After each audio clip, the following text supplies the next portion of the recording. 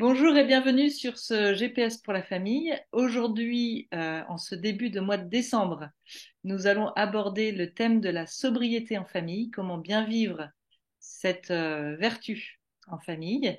Ce topo est animé par Valérie Legendre, qui est une maman de 5 enfants, c'est bien ça, Oui, tout et à fait. grand-mère chevronnée de 16 petits-enfants. Euh, Valérie est aussi une juriste à la retraite. Valérie, je te laisse la parole. Eh bien, bonjour à tous. Alors, nous allons effectivement parler d'un sujet qui, depuis quelques années, finalement, est de plus en plus présent dans les actualités, dans les médias, c'est la sobriété. Pourquoi? Parce que depuis quelques années, il y a une prise de conscience collective que nos ressources sont limitées. Nous faisons face à des dérèglements climatiques importants. La mondialisation a accru les inégalités avec l'exploitation euh, de certaines personnes qui fabriquent dans des pays lointains. Et tout cela fait que collectivement, la sobriété est devenue un mot un petit peu à la mode, dont on parlait peu il y a 20 ans. J'aurais pas présenté les choses de la même façon parce que c'était beaucoup plus une société de consommation, alors que maintenant nous avons une certaine prise de conscience. Cela étant, ce sur quoi je voudrais nous faire réfléchir tous ensemble, parce qu'il n'y a pas de vertu collective, c'est la somme de plusieurs vertus individuelles sur la façon dont nous pouvons, nous, au sein de nos familles, qui sont les cellules de base de la société, vivre cette vertu de la sobriété. Qu'est-ce qu'on fait à notre niveau, à nous? Et nos enfants, j'allais dire surtout, mais aussi, parce qu'on va voir que ça commence aussi par nous, eh bien, que va-t-on leur dire, leur montrer? Comment allons-nous faire dans cette société où il y a une surabondance de biens dans nos pays développés et où en même temps il y a une urgence à redécouvrir cette vertu de la sobriété qui était finalement une vertu que l'on connaissait, que l'on vivait peut-être plus par le passé. On peut aussi se demander légitimement, mais est-ce que c'est vraiment important puisque nous avons beaucoup plus de moyens qu'avant? Est-ce que c'est vraiment important de former les enfants à la sobriété? On peut aussi se dire, finalement, ils auront tellement d'occasions d'avoir à se priver, ils auront tellement de difficultés dans leur vie que autant que leur enfance soit la plus facile possible. C'est aussi une façon de voir les choses, mais qui peut-être à laquelle il va peut-être manquer une petite quelque chose, c'est-à-dire une éducation à la force, une éducation à ce qu'on appelle à la vertu. Alors, si vous avez suivi d'autres présentations du GPS pour la famille, euh, vous avez déjà entendu évidemment parler de ce mot de vertu. C'est vrai que la sobriété, ce qu'on va voir en premier, c'est que la sobriété, c'est une vertu, pas une vertu fondamentale énorme, mais enfin fondamentale très importante et qui va soutenir beaucoup d'autres choses. Et cette sobriété va permettre de développer les vertus individuelles de chaque membre de la famille. Alors, voilà. Mais on peut se demander, c'est quoi une vertu? Alors, est-ce que c'est un peu un truc dépassé, ennuyeux, un peu ringard pour les grands-mères, pour les ligues de vertu? Ben non, pas du tout. Euh, Comme je vous le disais, si vous avez écouté d'autres topos sur le GPS pour la famille, vous savez que la vertu, c'est une force. Ça vient du latin virtus, la force. Donc, développer une vertu chez nos enfants, eh bien, finalement, c'est les fortifier. C'est les armer pour l'avenir. Ah, là, ça devient déjà nettement plus sympathique. Euh, Parce que les vertus, la sobriété qui fait partie de la vertu de la tempérance, euh, l'ensemble des vertus, c'est un espèce d'engrenage. Si vous voulez toutes les vertus, la force, la générosité, la ténacité, la persévérance, tout ça, ça s'emboîte comme un engrenage qui fait que ce sont des leviers qui vont faire élever les enfants vers les niveaux supérieurs. Et chacune des vertus fait grandir les autres. Et au sein de ces vertus, grandes ou petites, eh bien, il y a la vertu de la sobriété, qui est une vertu particulièrement importante. Mais alors, c'est quoi la sobriété? Parce qu'on parle de la sobriété. Alors, on va continuer. On avait commencé avec virtus en latin. On va continuer avec le latin. La sobriété, sine ebrietas, sans ébriété, sans ivresse, hein. Étymologiquement, c'est le vin. Alors, je ne vais pas vous parler des alcooliques anonymes. La sobriété, comme je vous le disais tout à l'heure, fait partie de la vertu plus large de la tempérance. Et ce genre de vertu, c'est un équilibre qui est recherché entre une fin bonne avec des justes moyens. Déjà, les anciens, hein, Aristote notamment, étaient très soucieux de cette vertu de la sobriété parce que déjà, ils sentaient que, évidemment, ça fait partie de la nature de l'homme de consommer le plus possible, même quand il n'y avait pas encore Internet et et Amazon, etc. Donc, ce sont des vertus et des préoccupations anciennes, mais il faut bien avoir en tête que ce qu'on recherche est une bonne fin et des justes moyens adaptés à notre situation. Alors, moi, je ne vais pas vous donner des dictates ou des choses à faire parce que chacun a sa vie, a sa perception des choses et on ne peut pas donner de loi générale, mais simplement vous inciter à une certaine réflexion sur ce sujet-là. Peut-être, Emmanuel, tu peux passer voilà, merci. Donc, avant de, avant de commencer à parler de l'éducation à la sobriété pour les parents, vous savez très bien que c'est l'exemple, hein, la meilleure éducation, c'est l'exemple. Donc, avant ou en même temps de penser à l'éducation de la sobriété, nous pouvons nous-mêmes avoir une réflexion sur comment nous-mêmes, nous parents, grands-parents pour ma part, enfin, nous vivons la sobriété. Et il faut se poser des questions peut-être un peu qui fâchent. Donc, on va voir en 5 parties, nous et l'argent, nous et la consommation, nous et l'encombrement, comment faire mieux avec moins, sans oublier la générosité, qui est un élément fondamental dans la vertu de la sobriété, nous le verrons, même si ça a l'air un peu paradoxal. Donc, nous et l'argent. On sait tous hein, que l'argent n'est pas un but, mais un moyen. L'argent ne fait pas le bonheur, etc. On le sait tous. Oui, on le sait. Mais en fait, c'est quand même très important, extrêmement important dans nos vies et c'est normal, mais à sa juste place. Et c'est un sujet à évoquer en couple. Quand on se prépare à vivre ensemble, à se marier, à fonder une famille, souvent on ne parle pas d'argent parce qu'on a un peu l'impression que tout va finalement bien se passer, que ça coule de source, hein. Sauf qu'on ne vit pas d'amour et d'eau fraîche et que parler d'argent n'a jamais mis en péril un couple. En revanche, l'argent a pu ruiner beaucoup de couples et beaucoup de relations de couples et de familles, hein. On le sait tous très bien. Euh, je vous disais que j'allais pas vous donner de diktat ni de. Je vais peut-être en donner un quand même. C'est vraiment éviter de se disputer au sujet de l'argent devant les enfants. C'est-à-dire que on peut avoir des gros soucis d'argent, des problèmes, voire des désaccords. Il faut en parler en couple. Mais et des grands enfants peuvent être tout à fait au courant que leurs parents ont des difficultés, que la boulangerie se casse la figure, que ils peuvent être tout à fait au courant et le savoir.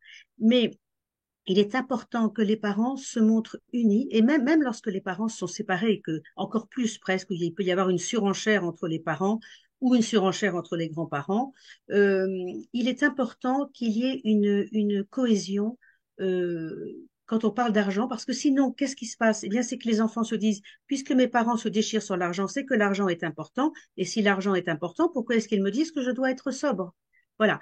Donc, c'est la raison pour laquelle on doit s'interroger sur la place que prend l'argent dans notre famille et dans notre vie, hein. Peut-être on se dit, mais il faut que je gagne beaucoup d'argent pour élever mes enfants et je m'occuperai d'eux plus tard. Oui, sauf que s'ils ont 5, 6, 7 ans maintenant, c'est maintenant aussi qu'ils ont besoin de nous.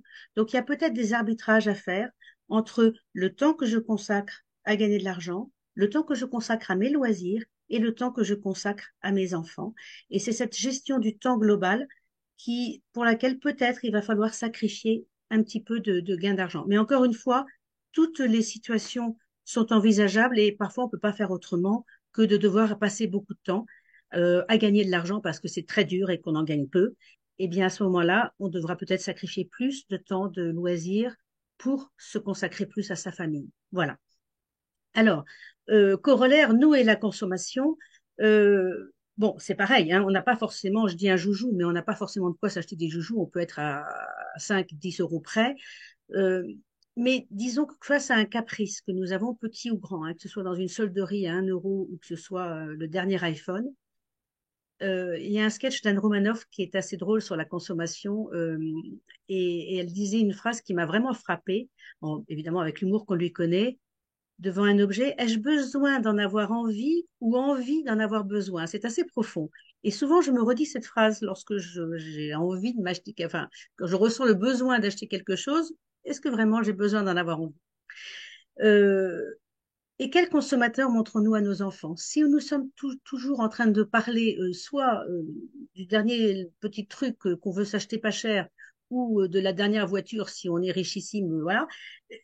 Si les enfants nous entendent toujours parler consommation, parler restaurant, parler, eh bien forcément, ils vont avoir l'impression qu'on doit vivre pour consommer et que si on est bien, si on a la peau du ventre bien tendue, tout va bien. Vous voyez?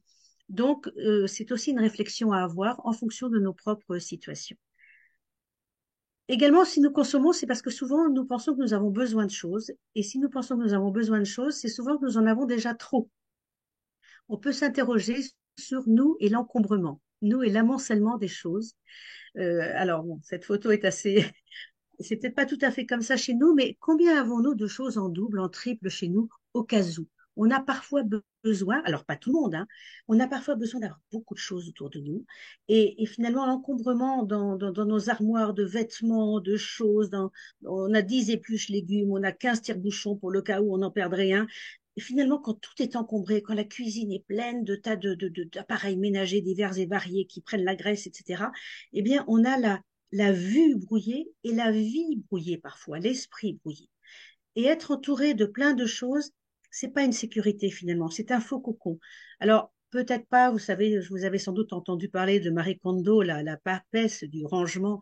Elle est japonaise, alors elle prône une épure totale. Bref, bon, ça correspond pas forcément à notre façon de vivre. Mais quand même, on est très souvent beaucoup trop encombré. Alors, le désencombrement est à la mode. Il y a même des émissions où on vous enlève 50% de vos objets, etc. Moi, je pense qu'il ne faut pas dire 50% de nos objets parce que ça peut être 80% et ça peut être très peu parce qu'on a très peu. Mais réfléchir au niveau où on est, est-ce qu'on n'a pas trop de choses chez nous? Et si on a trop de choses, comment faire pour se désencombrer un peu? Euh, Parce que ça, pour vivre la vertu de la sobriété, si on a trop de choses, on n'y arrivera jamais, parce que le regard est toujours attiré par eux. Comment désencombrer? Ben, progressivement. On désencombre, on apprend l'ordre petit à petit. Ça peut être un tiroir, une étagère. Si on attend de prendre 3 jours de congé pour désencombrer le garage, ben, les 3 jours de congé, d'abord, il vaut mieux le consacrer à la famille, et puis voilà, ça ne sera pas. Alors que si, de temps en temps, on se dit, tiens, j'ai un quart d'heure avant de partir, hop, j'en profite pour ranger telle et telle chose, eh bien, un peu par magie, si on le fait presque tous les jours ou 3 fois par semaine, on va se rendre compte que les choses se mettent en place. Donc, c'est très important de ne pas se donner de trop gros objectifs, adaptés à nous, et d'apprendre ainsi à développer la vertu de l'ordre, qui est également une vertu qui est intimement liée à la vertu de la progressivité. Euh, Parce que l'ordre et le soin des choses, ça va nous permettre à nous, parents, de faire mieux avec moins. Alors, si on a une très grande maison et qu'on est très organisé et qu'on peut avoir plein de boîtes étiquetées avec toutes les choses, on peut garder plein de choses. Si on fait beaucoup de travaux manuels avec les enfants, c'est très bien de garder les rouleaux de papier pour en faire des bons hommes, etc. Du moment que c'est rangé, qu'on sait où c'est et qu'on a la place de le faire, c'est parfait. Donc, il faut encore une fois être adapté. Si on a une grande maison et qu'on est complètement désorganisé, on oublie de garder les rouleaux de papier parce que de toute façon, on ne saura pas où ils sont, hein. Donc, il faut adapter le but, les moyens au but que l'on se fixe. Il faut savoir que l'ordre et le soin des choses vont aider beaucoup à la sobriété. On soigne à la fois les objets que nous possédons et on apprend aussi à nos enfants à soigner les objets de la collectivité, hein, toutes les choses de la collectivité. Hein, l'autre jour, j'étais dans un cimetière et je voyais des arrosoirs. On disait de remettre les arrosoirs. Il ne restait plus que 2 arrosoirs sur 10 emplacements. Ben non, on remet l'arrosoir à sa place. Voilà. Et vous voyez, et le fait de réparer quand on peut. Alors, on garde peu de temps un objet à réparer. Si on voit qu'on ne le répare pas au bout de quelque temps, c'est qu'on ne sait pas le réparer. Donc, on le donne à quelqu'un d'autre qui saura le réparer ou on le jette s'il est irréparable, ou on le recycle, pardon, s'il est irréparable. C'est une vertu qu'on doit, et pour évidemment, pour être ordonné, eh bien, c'est un petit effort que l'on fait chaque jour. On remet les choses à leur place et on s'habitue. Et les enfants, finalement, prennent assez facilement, enfin assez facilement, prennent le pli. Ils le savent au moins. Il y a forcément des étapes de leur vie où ils ne le feront pas, mais ça, c'est le but du jeu d'être parent. Et donc, on s'interroge sur notre rapport face à l'argent, sur notre rapport face à la consommation, ce qu'on consomme avec le peu ou le beaucoup d'argent qu'on a. On essaye de ne pas trop s'encombrer de choses et pour ne pas trop s'encombrer, on donne, on recycle, on essaye de s'environner, d'être environné par un cadre agréable et dégagé. Mais ça ne veut pas dire se replier sur soi, devenir radin, égoïste. J'ai peu, mais le peu que j'ai, je m'y attache comme la moule à son rocher. Euh, la personne vraiment sobre, c'est aussi être vraiment magnanime et généreuse quand il le faut. Quand ça fait du bien, eh bien, on peut savoir dépenser pas mal d'argent, bien sûr en étant raisonnable, pour faire plaisir à quelqu'un qui est complètement déprimé. On lui achète un beau bouquet de fleurs et on lui offre et on éclaire sa journée. Parfois, souvent, on a besoin de un peu de matériel pour être mieux. Et c'est la fraternité qui rend heureux, c'est pas la sobriété, hein. La sobriété, c'est vraiment un moyen. Et surtout, le fait d'être sobre, économe, ne doit pas nous rendre radins et surtout égoïstes. Ça, c'est évidemment hyper fondamental.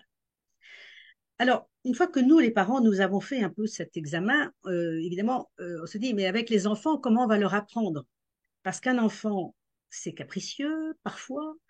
Euh, alors, je vais m'attarder un petit peu aussi sur l'argent de poche parce que c'est quand même un sujet qui, à un certain âge, est quand même assez prégnant. La sobriété en famille et le collectif, et puis les loisirs avec les enfants. Euh, alors, affronter les caprices, c'est là où on peut se dire, mais finalement, le cher petit, le bonbon à la caisse du supermarché ou le journal,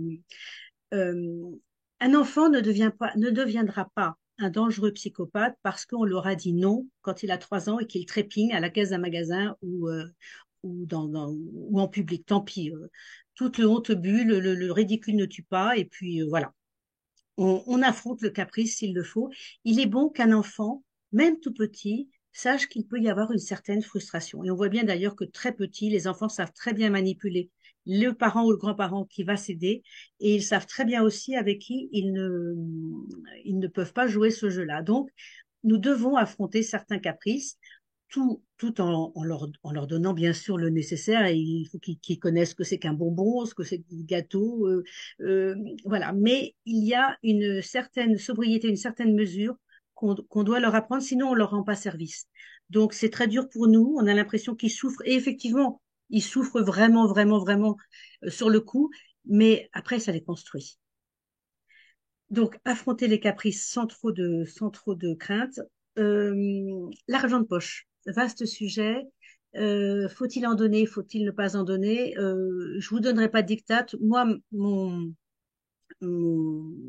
ma conviction, enfin mon avis à moi, c'est que c'est pas mal de commencer à donner de l'argent régulièrement à partir du collège. Avant, ils ont l'argent des petits temps de lait, etc. Enfin bon, il faut qu'ils apprennent, hein. Tout petit, un enfant, évidemment, il voit que le petit bout de plastique, ça sert à acheter des choses. Il comprend pas pourquoi. De temps en temps, on dit non, le bout de plastique, la carte de crédit, non, ça ne sert pas à tout acheter. Après, progressivement, il prend conscience de la valeur de l'argent, de la rareté de l'argent. Euh, et à ce sujet-là, d'ailleurs, il ne faut pas briser leurs élans de générosité. Un petit enfant qui vient de toucher 5 euros parce qu'il a perdu sa dent ou je ne sais quoi, et qui voit un SDF et qui veut donner son petit billet qu'il a, je pense qu'il faut lui laisser faire. Quitte après, sans lui dire, mais non, c'est moi qui vais le donner. Il faut le laisser s'appauvrir, hein. Quitte après, peut-être, d'une façon ou d'une autre, à dédommager si on pense qu'ils se sont un peu trop ruinés. Mais il faut vraiment pas entraver les élans de générosité. À partir du collège, l'enfant a, ça peut être pas mal qu'il apprenne à gérer un peu un budget. Euh, Peut-être on lui achète, on lui donne, enfin on finance l'argent d'une paire de baskets normales de bonne qualité. Et s'il veut vraiment de la marque, eh bien il règle le complément, par exemple. Ça peut être une idée. C'est pas mal qu'ils arrivent à gérer leur budget, à gérer la, la rareté. Par exemple, sur les fournitures scolaires, on peut leur dire, ben, écoute, on te donne tes fournitures scolaires au début de l'année, et ensuite c'est toi qui finances. Si tu perds ton stylo, si tu perds ton compas, eh bien, tu le rachètes. Ça peut être à la fois une façon de leur apprendre à faire soin. Une fois qu'ils auront racheté deux compas, ils vont en avoir assez et ils vont faire attention. Voilà.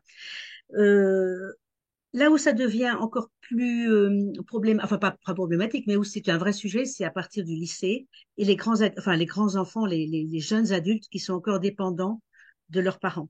Parce que là se joue un jeu d'influence. C'est-à-dire que c'est normal, le jeune adulte, 18 ans, 20 ans, qui est encore étudiant, il veut s'affranchir de ses parents, il veut s'autonomiser, et c'est normal. Donc, et en même temps, il reste souvent dépendant de ses parents. Et les parents voient que le jeune de 19 ou 20 ans, finalement, ne se jette plus dans leurs bras quand il rentre de la fac. Et alors, ils ont besoin d'avoir un petit peu d'affection, et inconsciemment, ils achètent un petit peu ces marques d'affection avec l'argent. Donc, il faut qu'on en soit conscient.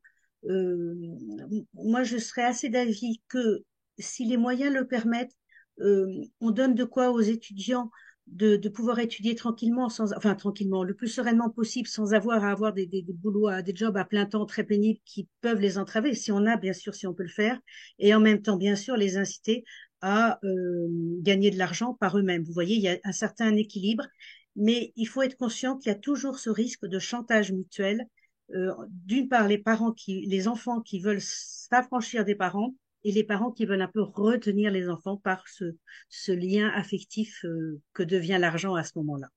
Je ne vais pas m'étendre plus parce que le temps passe très vite.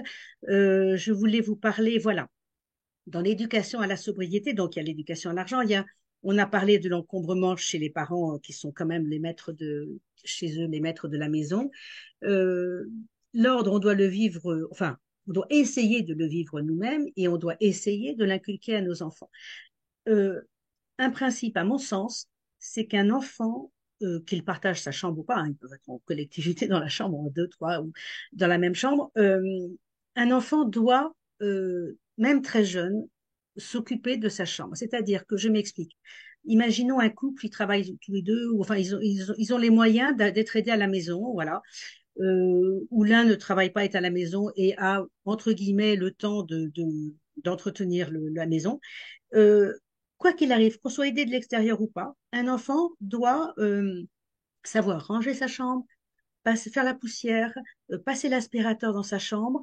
Alors, je dis pas qu'il faut pas de temps en temps passer un petit peu derrière, mais fait vaut mieux que parfait. Hein. Et donc, c'est leur domaine, mais en même temps, c'est pas parce que c'est leur domaine que ça doit être un, un désordre énorme, un capharnaüm énorme. Ce qui marche pas mal parce que les enfants n'ont pas tellement la notion du temps, c'est de leur mettre un petit minuteur amusant en leur disant, voilà, en 5 minutes, si tu veux, je vais t'aider, on va ranger la chambre. Et les enfants jeunes, à 12, 13 ans, ça marche beaucoup moins bien. Mais les enfants jeunes prennent ça comme un jeu et finalement, ils font les choses assez rapidement. Après, on peut régler un minuteur sur 10, 15 minutes pour trier. Il faut aussi les aider en leur donnant enfin, des contenants de rangement faciles. On ne peut pas exiger que tous les jours, ils trient tous les Legos. Non. Mais en revanche, une boîte à Lego, une boîte à Playmobil, ça peut se faire vite et voilà. Donc, il faut des rangements adaptés, il faut les aider pour ça, éventuellement les aider à ranger. Mais un enfant doit, enfin, qu'il soit seul ou à plusieurs, ils doivent pouvoir entretenir leur chambre. C'est une très bonne éducation pour eux. Également, leur vie ne se limite pas à leur chambre, ils doivent participer à la vie de famille. Aider un enfant, alors je vous ai mis de quoi repriser des chaussettes. Faire repriser des chaussettes avec un œuf en bois et des aiguilles et du fil dont on sait où ils sont rangés. Un enfant apprend tout à fait à tenir une aiguille, garçon ou fille, pour réparer des chaussettes en coton et apprendre que des chaussettes, ça peut se réparer. C'est une plongée dans l'inconnu, mais qui est tout à fait propice à une bonne éducation. Et les loisirs. Alors, la sobriété dans les loisirs. Quand on a des vacances scolaires, alors on peut pas, peut-être on part toutes les vacances, tout le temps, etc. Euh, on peut tout à fait accepter que de rester à la maison pour quelques jours de vacances. Alors, il y a l'option des écrans, qui, ça, tout le monde sait que c'est pas forcément la meilleure des nounous à domicile, ou la version de s'occuper au maximum des enfants par des loisirs, des balades, des jeux de piste. Enfin, il y a plein de choses qui peuvent qu'on peut faire avec les enfants, qui ne coûtent pas cher et qui permettent d'avoir des loisirs en famille et qui ne soient pas qui soient dans la sobriété. Mais ça nécessite beaucoup d'investissement de la part des parents en temps. Il faut préparer, avoir des idées. Euh, Ça s'improvise pas. Un jeu de piste dans Paris, il y a des petits bouquins qui valent 12 euros et qui vous expliquent des bouts de piste, des jeux de piste arrondissement par arrondissement, c'est très bien fait, mais il faut aller sur place avant, il faut préparer, faire des photocopies pour les enfants, etc. Après, on passe une après-midi formidable. Mais évidemment, ça, c'est peut-être plus compliqué pour les parents que de les emmener à Disneyland, voilà. Ce qui peut être très bien, mais voilà, vous voyez ce que je veux dire, hein, tout est dans la nuance. Alors, en conclusion, parce que vraiment, il y aurait des milliers de choses à dire, hein, bien sûr.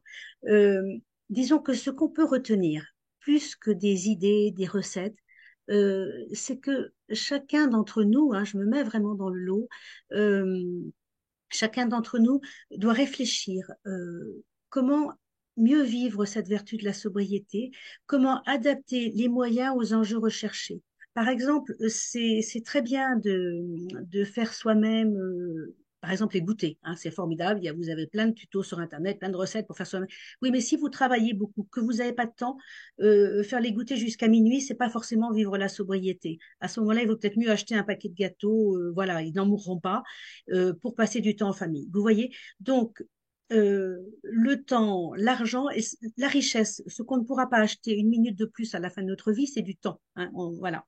Donc, il faut adapter en fonction de nos moyens, de notre vie professionnelle et ne pas chercher à faire tout parfaitement, être une Wonder Woman, ça n'existe pas. Enfin, si, ça existe sur Facebook ou sur Internet, mais dans la vraie vie, enfin, moi, j'en ai pas connu, et en tout cas, surtout pas moi. Et la sobriété, ça requiert de la jugeote, de la réflexion, de l'anticipation et, comme on l'a dit tout à l'heure, de la générosité. Et vous voyez, ce sont des tas de petites choses un petit peu éparses. Donc cette vertu, elle est vraiment, bah, c'est un peu un oxymore, mais cette vertu, elle est très riche, cette vertu de la sobriété. Euh, alors, donc, j'espère que je vous ai aidé à réfléchir et à être convaincu que la sobriété, ça n'est pas le repli sur soi, ça n'est pas la frustration ni l'égoïsme, que la société, ça n'est pas être triste, euh, que ce n'est surtout pas être avare. Hein. Vous voyez, on revient à cet équilibre, hein, la fin, les moyens adaptés à une bonne fin. Eh bien, on n'est pas dans l'avarice et évidemment, on n'est pas non plus dans la dilapidation des richesses. Au contraire, si on est plus positif, eh bien, la sobriété, c'est une force, hein, c'est une vertu. Ça permet de vivre la joie en famille, dans le respect à la fois des choses et des personnes, parce que qui respecte les choses va être plus facilement respectueux des personnes, euh, permettre de vivre l'ordre, euh, est tout à fait compatible et même indissociable de la générosité, de la vérité, et finalement peut mener au bonheur en famille. Et c'est un bon acquis qu'on peut offrir à nos enfants, à notre famille, et nous offrir à nous-mêmes, parce que finalement, ça fait pas de bien, ça fait pas de mal de se faire un petit peu de bien. Alors, je voudrais terminer par la première, voilà. Et alors, voilà, cette phrase qui visait à développer l'être plutôt que l'avoir. Hein. Alors ça n'est pas de Anne Romanoff, mais c'est peut-être un peu plus profond. Mais voilà, comment être, il faut que les enfants apprennent à être quelqu'un, une personne bien, une personne juste, une personne droite, plutôt que d'avoir sans se scandaliser si un petit enfant dit dans ma vie, mon but, comme m'a dit un petit enfant l'autre jour, mon but c'est d'avoir une Tesla. Je lui ai dit, mais quand tu seras grand, les Teslas seront complètement démodés. Euh, Et pour terminer, je voulais vous reciter ce poème qui me revenait à l'esprit pendant que je préparais ce petit topo. La première strophe du poème de Rudyard Kipling, qui est très connu, hein, mais si tu peux voir détruit l'ouvrage de ta vie et sans dire un seul mot te mettre à rebâtir, ou perdre d'un seul coup le gain de 100 parties, sans un geste et sans un soupir, tu seras un homme, mon fils. Et voilà, c'est ce que nous voulons, hein, pour nos enfants, c'est en faire des vraies personnes droites et fortes dans la vie et aptes à affronter cette vie qui les attend. Quel Voilà. beau Écoutez, je vous remercie. programme en ce Ouais, début de mois de décembre, Valérie, c'est extra. On va pouvoir préparer ces fêtes de fin d'année avec en tête un curseur. Ce curseur sera la sobriété. Merci beaucoup. N'hésitez pas à merci. partager cette vidéo, à vous abonner à la chaîne YouTube et surtout n'hésitez pas non plus à nous poser vos questions qui sont les bienvenues. Merci à Tout à tous et à fait. très bientôt pour un nouveau GPS. Merci, au revoir.